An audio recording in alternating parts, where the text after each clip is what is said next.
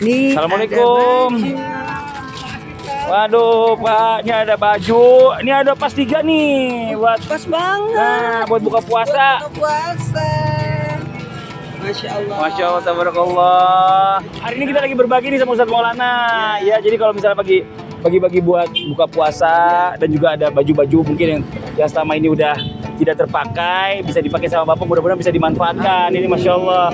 Hari ini kita ketemu sama Bapak siapa nih? Siapa? Pak Ade, Ibu? Sylvia. Ibu Sylvia. Iya, Pak Ade dan Ibu Sylvia. Mau tanya si kecil ini, tapi nggak bisa jawab. Iya, bisa. Namanya siapa? Namanya siapa? Hah? Namanya kita. Kita. Ah, apa hal yang menyenangkan? Berkah ya. Masya Allah. Kalau Ibu apa nih?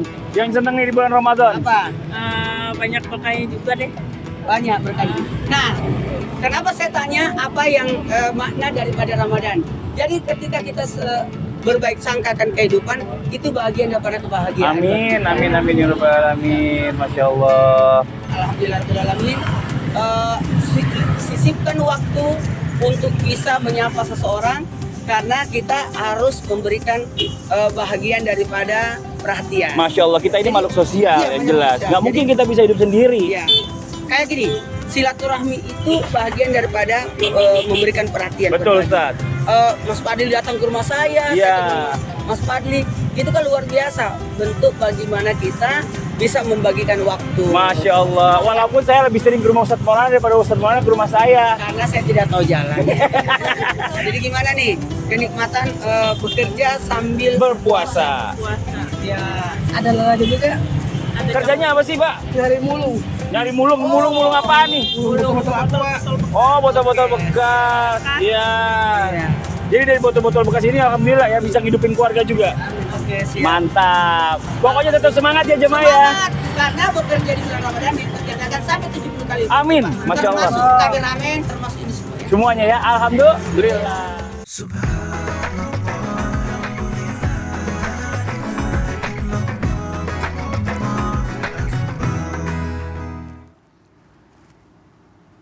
أعوذ بالله من الشيطان الرجيم بسم الله الرحمن الرحيم إنا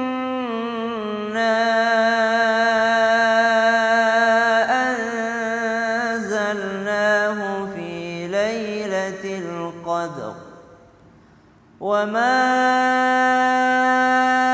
أدراك ما ليلة القدر ليلة القدر خير من 1000 شهر تنزل الملائكة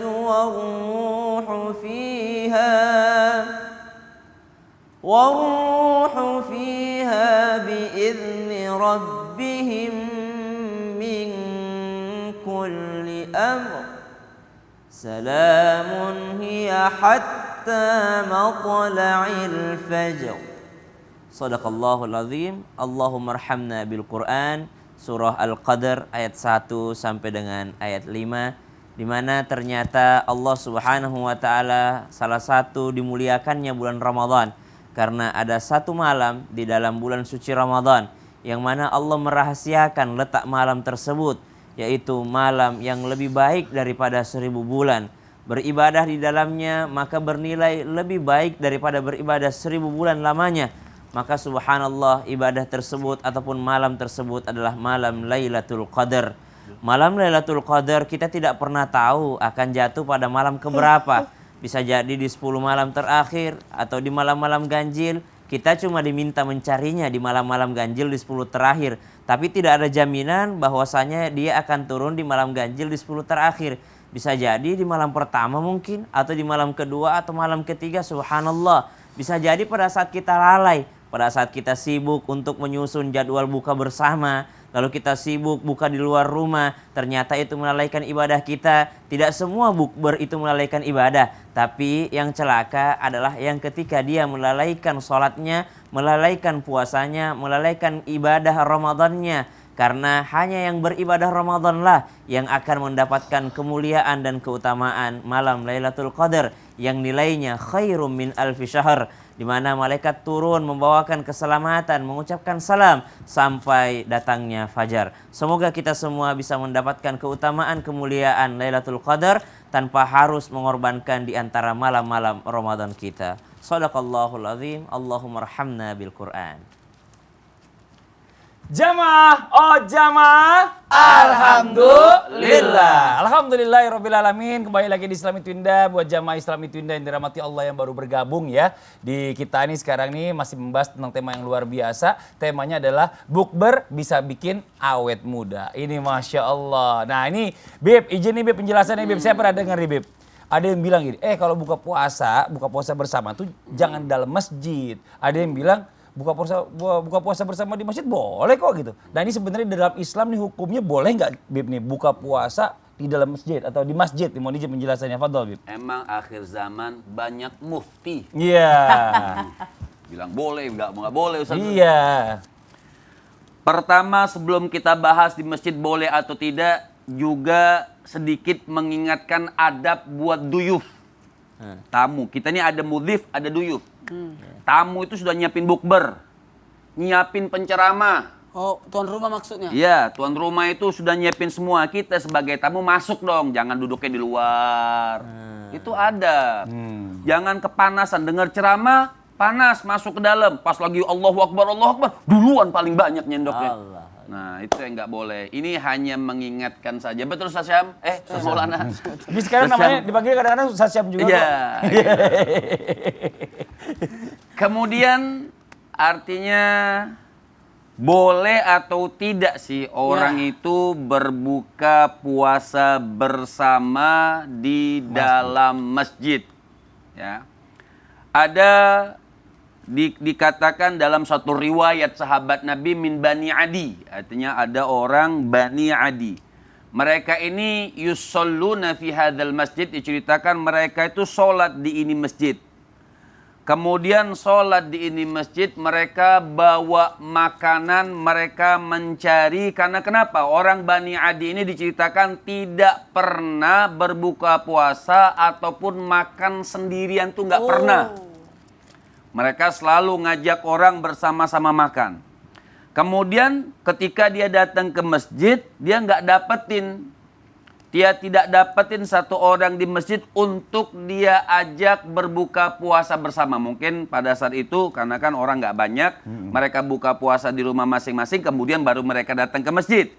Ketika dia datang ke masjid bawa makanan, tidak ada satupun yang bisa diajak untuk berbuka puasa. Artinya ini dalil berarti sahabat Nabi pun pernah bawa makanan ke masjid untuk mengajak orang berbuka puasa. Nah, kemudian akhirnya dia keluar, yang penting ada orang saat itu yang bisa dia ajak makan, dia cari orang untuk dia mengajak dia berbuka puasa bersama. Hanya makan bersama mereka walaupun itu terjadinya di luar masjid. Jadi kalau ditanyakan boleh atau tidak berbuka puasa bersama di masjid, boleh dengan adab-adab yang ada. Jangan sampai ngotorin masjid. Ya. Makanya kalau di Mekah atau di Madinah makanan-makanan berat tuh nggak boleh di dalam. Misalnya kayak nasi atau kuah-kuahan yang sekiranya bakal bikin kotor itu mereka tidak di masjid, di luar masjid. Masya Allah. Terima kasih banyak Habib penjelasannya. Udah nol Bib ya. Nggak berasa emang kadang-kadang kalau gitu sih Habib. Saking semangatnya. Masya Allah tabarakallah ya. Curhatnya keluar. Bener. Tapi gini saya mumpung ada Ustadz Maulana nih. Ada orang nanya masalahnya. Gimana hukumnya saat bukber nih. Ini orang-orang nih mungkin masih ada dendam masa lalu belum pernah maaf-maafan. Sampai ketemu akhirnya nggak tegur-teguran. Itu gimana itu? Praktek. Iya praktek. Aduh males ada dia, sini aja, gitu ya kan? Ada di, Padahal begini belum adzan tuh. belum azan. Maghrib pun 5 menit lagi masih.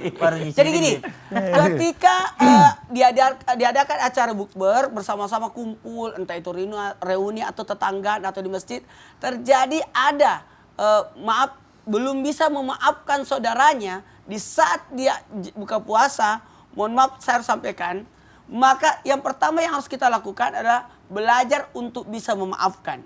Karena salah satu di antara orang yang tidak akan didatangi Lailatul Qadar adalah orang yang masih ada dendam atau kebencian.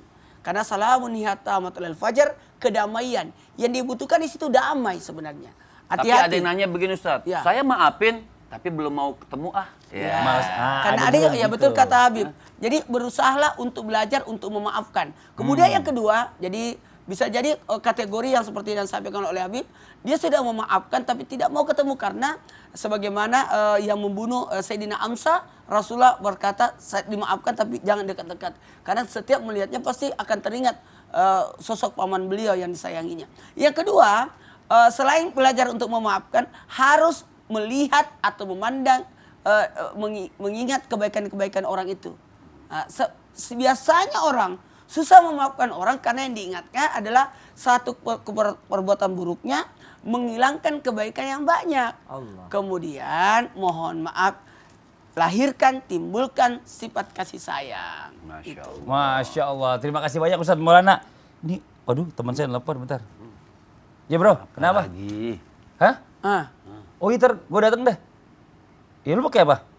Ya udah gue bawa mobil sedan gue yang baru dah. Kalau enggak gue minjem mobilnya Habib Muhammad tuh yang hybrid ada dia baru itu.